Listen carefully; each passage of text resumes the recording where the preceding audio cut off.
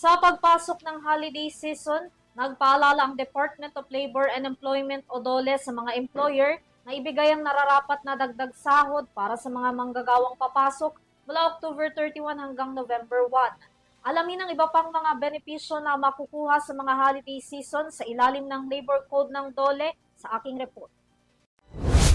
Nagpaalala ang Department of Labor and Employment o DOLE sa mga employer na may matatanggap dapat na karagdagang 30% sa arawang sahod ang mga manggagawang papasok sa kanilang trabaho sa unang 8 oras ng mga ito sa gabi ng All Saints Day October 31 at All Saints Day November 1.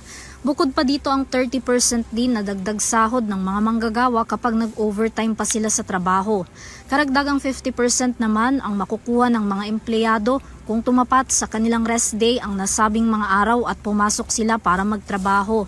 Ayon sa DOLE, mahigpit itong ipatupad ng mga employer batay sa labor advisory na kanilang inilabas. Special non-working days ang nabanggit na mga petsa kaya't malinaw na hindi bayad ang araw na ito sa mga empleyado na hindi papasok. Maliban na lamang kung nagpapatupad ang isang partikular na kumpanya ng Collective Bargaining Agreement o CBA.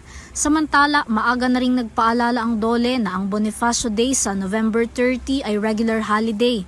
Ibig sabihin, 100% na makukuha ng mga manggagawa ang kanilang buong sahod, pumasok man ang mga ito sa trabaho o naka-paid leave sa araw bago ang holiday. Para sa EuroTV News, Vanessa Cleofas sumasaludo sa bawat Pilipino.